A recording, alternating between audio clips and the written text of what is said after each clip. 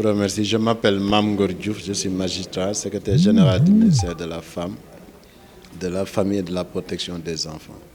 Alors, vous venez de présider la réunion du comité de pilotage du PADES. Comment disiez-vous le bilan à mi-parcours en termes d'équipement et d'infrastructure? Je vous remercie. Effectivement, je suis venu présider au nom de Madame la ministre Dr Fatou Diané Gueye, ministre de la Femme, de la Famille et de la Protection des enfants, la réunion statutaire du comité de pilotage du PADES, programme d'appui au développement économique et social du Sénégal, du ministère. C'est un programme extrêmement important, mis en œuvre avec l'appui de la coopération italienne pour un budget d'environ 12 milliards. Et le bilan est extrêmement satisfaisant parce que le PADES est considéré comme un programme au carrefour du social et de l'économique qui met l'accent sur le renforcement à la base des infrastructures socio-éducatives.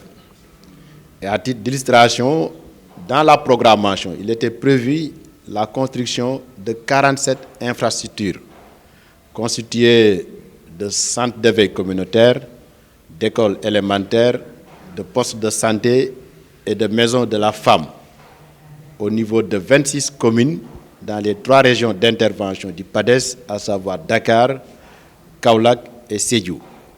À l'heure où nous parlons, 35 infrastructures ont été entièrement réalisées, totalement équipées et livrées. Le dernier lot a été livré lors de la dernière réunion du Conseil des ministres décentralisé à Sédhiou par Madame la ministre à la satisfaction des populations. Un autre volet important est la promotion de bourses économiques au profit des ménages vulnérables. Et des avancées significatives sont notées à ce niveau-là.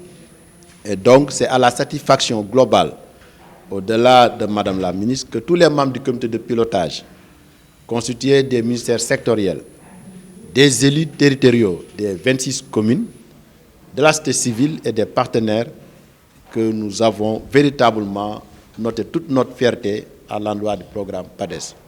Et c'est la raison pour laquelle, au nom de Madame la ministre, nous avons félicité la coordinatrice, Madame Ayoba Diop, et toute son équipe pour les diligences, l'efficacité et la sérénité accordées dans l'exécution de ce programme.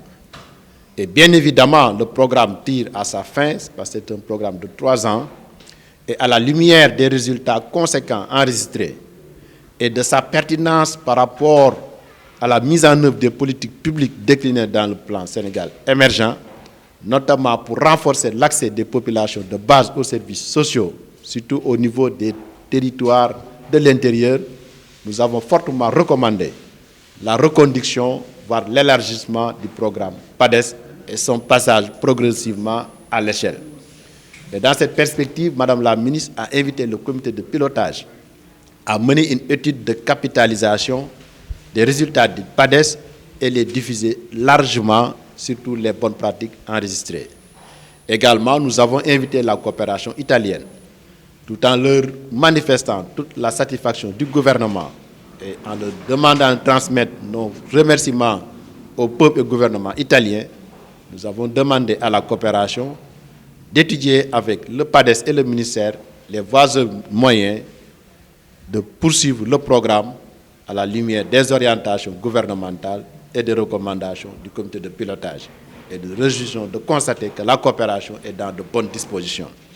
Mais pour amplifier ces résultats, Madame la ministre demande aux partenaires à l'équipe du PADES de renforcer la coordination, la synergie des interventions et surtout la mutualisation et la rationalisation des ressources. Et dans cette perspective, il est indiqué de mobiliser au-delà de la coopération d'autres partenaires au niveau bilatéral et multilatéral, le secteur privé pour consolider les acquis du PADES et accélérer son passage à l'échelle. Voilà en d'autres termes les constats positifs sur le bilan du PADES et les perspectives en termes d'élargissement et de passage à l'échelle du programme et que tous les membres du comité de pilotage ont largement apprécié et demandent maintenant aux uns et aux autres de poursuivre la dynamique. C'est-à-dire que le programme sera généralisé Alors, c'est ça l'instruction principale du gouvernement, parce que c'est un programme important et du point de vue de son déploiement, même de son déploiement, et conformément à la territorialisation des politiques publiques, donc le programme intervient dans les zones reculées. Les infrastructures livrées au niveau de la région de Sédhiou se trouvent même au niveau des frontières. Donc c'est un programme adéquat avec cette territorialisation, mais également avec le marqueur essentiel du chef de l'État, à savoir l'inclusion sociale, l'inclusion territoriale. Et par conséquent, donc, il arrive à sa fin, mais au regard des résultats enregistrés et des attentes fortes des élus territoriaux des 26 communes, mais également de la satisfaction des bénéficiaires, qui sont des groupes vulnérables, des jeunes, des femmes. Donc nous devons fondamentalement trouver les voies et moyens d'élargir progressivement, et passer à l'échelle dans le cadre de ce programme. Et nous sommes très rassurés parce que l'équipe est pleinement engagée à ce niveau-là et le partenaire principal est dans de bonnes dispositions. Donc, il s'agira pour y arriver de capitaliser les résultats, d'avoir des évidences sur les résultats obtenus pour asseoir davantage ce plaidoyer pour poursuivre la bonne marche du PADES au service du développement économique et social de notre pays.